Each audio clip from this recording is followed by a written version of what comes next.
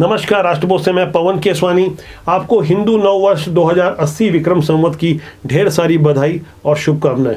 बस्तर में लगातार खूनी संघर्ष हो रहा है। धर्मांतरण को लेकर मूल आदिवासी और मतांतरित आदिवासियों के बीच जिस तरह का माहौल तैयार हुआ है, वहां प्रशासन के हाथ पैर फूले हुए हैं। चुनावी वर्ष में जिस तरह से वहां 2 जनवरी को नारायणपुर में खूनी संघर्ष हुआ था, स्थानीय मूल आदिवासियों का आरोप था कि जो लोग धर्म परिवर्तित कर चुके हैं वो उनके रीति रिवाज संस्कृति पे न केवल हमला कर रहे हैं बल्कि अब पूरे बस्तर पर कब्जा करना चाहते हैं। स्थानीय मूल आदिवासियों को अल्पसंख्यक बनाने की तैयारी चल रही है। यही कारण था कि जब लोगों का गुस्सा फूट पड़ा तो 2 जनवरी को ऐसे माहौल निर्मित हुए जिसकी तस्वीर पूरे देश ने देखी। किस तरह से वहां एसपी को भी चोट लगी और तमाम पुलिस अधिकारी भी घायल हुए और भारतीय जनता पार्टी के जिला अध्यक्ष सहित तमाम स्थानीय लोगों को गिरफ्तार करने के बाद यह स्पष्ट हो गया कि यह मुद्दा थमने का नाम नहीं लेगा और आखिरकार ऐसा हुआ भी। दरअसल ताजा मामला हाल के दिनों में तब तूल पकड़ा जब 19 मार्च को आधी रात के समय भेजरी पदर में किसी मतांतरित बुजुर्ग महिला का शव दफनाने की तैयारी चल रही थी। तो स्थानीय ग्रामवासियों को जानकारी मिली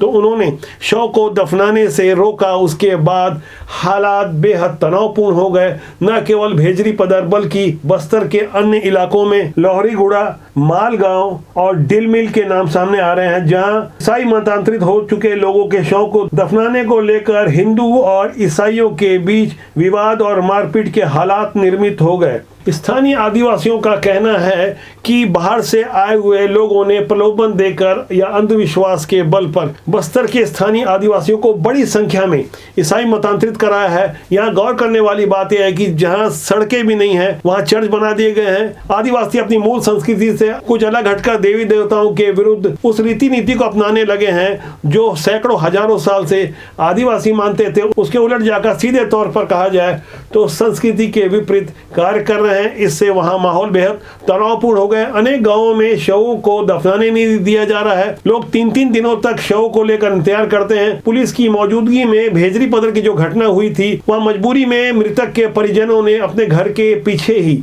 उस महिला के शव को दफनाने का इंतजाम किया। तब जाकर मामला कुछ समय के लिए शांत हुआ, लेकिन भारतीय जनता पार्टी ने पूर्व गृह मंत्री ननकी राम की अध्यक्षता वाली 5 सदस्यीय एक जांच कमेटी बनाई और इस कमेटी ने जो कुछ वहां जाकर देखा समझा। एक बार आप वहां वीडियो में देखिए कि किस तरह के हालात थे। भाजपा के नेता किस तरह से वहां लोगों से चर्चा कर रहे थे। ये कांग्रेस की सरकार के विरुद्ध है। मैं कांग्रेस इसलिए बोल रहा हूँ, ये सरकार दोनों जगह फैल हुई है, चाहे नारायणपुर की घटना हो चाहे यहाँ भी। अब पुलिस वाले मार खाए, अभी तक कोई अंदर नहीं हुआ, कोई बदलाव। पुलिस वालों को मारने वाले कौन है? पुलिस वाले, लेकिन कोई कार्रवाई नहीं हुई। कार्रवाई होगी, देख लो, तुम्हारे तो है ना, रिपोर्ट भी हुआ है, अभी तक कार्रवाई नहीं हुआ, कोई दर्ज नहीं हुआ। इसको हम कल विधानसभा में भी उठाएंगे। इस तरह से दुर्घटना हो, विधानसभा चले सो थाली थाल बता दो, लगाएंगे। आज काम करके कल लग जाएगा, जाना कर। लेकिन न्याय वो नहीं दे पाएंगे। न्याय तो अब अपने को कराना पड़ेगा, दबाएंगे। एकजुट तो हमारा बना रहा है, सब वो एकजुट रहा। अब जब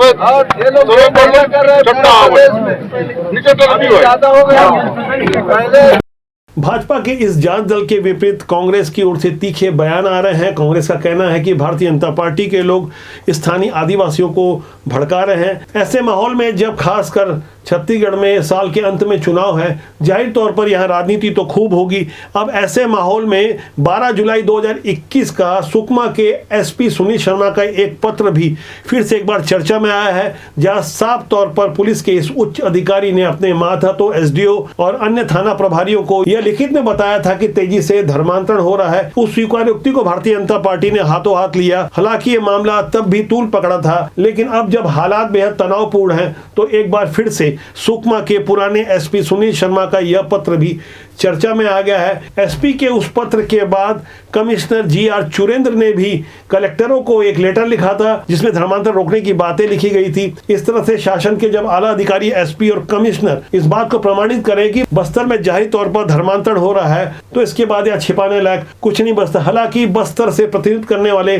कांग्रेस के मंत्री कवासी लखमा ने पिछले दिनों बागेश्वर धाम के बाबा पंडित धीरेन्द्र कृष्ण शास्त्री को चुनौती दी थी कि बस्तर में धर्मांतरण हो ही नहीं रहा है। आप चंद सेकंड में मंत्री कवासी लखमा के उस बयान को सुनिए, उसके बाद मैं इस मुद्दे पर हो रही राजनीति के बारे में कुछ और चर्चा करूंगा। हम पूरा सत्य के साथ, कसम के साथ, अगर महाराज हो, पंडित हो, मेरे साथ आए बस्तर में, अगर कल परसों अगर कोई धर्मांतरण होता है तो मैं राजनीति छोड़ देगा, वो पंडित से छोड़ दे। छत्तीसगढ़ में धर्मांतरण या मतांतरण सिर्फ बस्तर में ही नहीं बल्कि शहरी इलाकों में भी हो रहा है। इसे लेकर सितंबर 2021 में रायपुर के पुरानी बस्ती थाना के अंदर एक बवाल मचा था। तब वहां पादरियों को स्थानीय हिंदू वासियों ने जमकर पिटाई की थी। पिटाई का वीडियो भी वायरल हुआ था।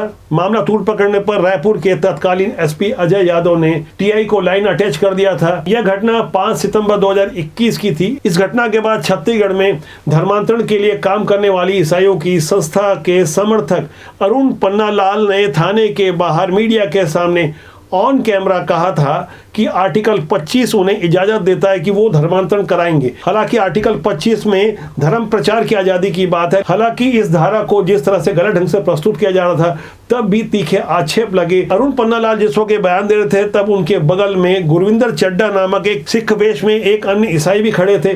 तब भी लोगों ने प्रश्न खड़ा किया था कि जहां लोग अब नाम बदले बिना और वेशभूषा बदले बिना ईसाई धर्मांतरित हो रहे हैं, ऐसे में बस्तर में भी ऐसे ही हालात है जहां रहन सहन, वेशभूषा और नाम लोग नहीं बदलते। लेकिन तेजी से जिस तरह से डेमोग्राफी छत्तीसगढ़ की बदल रही है, यह एक बड़ा राजनीतिक मुद्दा बनेगा। कांग्रेस हालांकि इस मुद्दे पर फूक फूक का कदम उठा रही है। धर्मांतरण जैसे संवेदनशील विषय पर अभी और राजनीतिक बवाल मचना है। यह मामला कितना तूल पकड़ता है यह तो आने वाला वक्त बताएगा। लेकिन यहाँ गौर करने वाली बात यह भी है कि हाल में ही 19 मार्च को जो रायपुर में बड़ी धर्मसभा हुई थी, वहां हिंदू राष्ट्र के साथ धर्मांतरण के मुद्दे को भी संतों ने पुरजोर तरीके से उठाया था। वे 4000 किलोमीटर की पद यात्रा करते हुए छत्तीसगढ़ के कोने कोने से आए थे। वे जहां जहां भी गए उन्होंने धर्मांतरण, लव जिहाद के अलावा हिंदू राष्ट्र के मुद्दे को प्रमुखता से रखा। ऐसे में स्पष्ट है कि आने वाले समय में यह मामला थमने वाला नहीं है। धर्मांतरण कितना हुआ, किसका हुआ, कितनी संख्या में हुआ, इसका ठीक आंकड़ा तो किसी के पास नहीं है। लेकिन इतना तय है कि ऐसी घटनाओं से जहां प्रलोभन और अंधविश्वास के जोर पर सनातन आस्था को आघात पहुंचाई जा रही है, इसका सीधा असर हमारी सांस्कृतिक और सामाजिक ताने बाने पर होता है। हमारी कोशिश होनी चाहिए कि ऐसे लोगों का हम मुंह तोड़ जवाब दें। यदि कहीं भी प्रलोभन और अंधविश्वास के आड़ में मतांतरण हो रहा है, भारत के हर सच्चे राष्ट्रभक्त का फर्ज बनता है वो उसका पुरजोर विरोध करे, ऐसे लोगों को एक्सपोज करे। ऐसे लोग न केवल धर्म के विरुद्ध हैं बल्कि राष्ट्र के विरुद्ध भी हैं। आपका ये छोटा सा योगदान देश के लिए हितकारी होगा। इस मुद्दे पे आपकी क्या राय है कमेंट सेक्शन में जाकर जरूर लिखिएगा।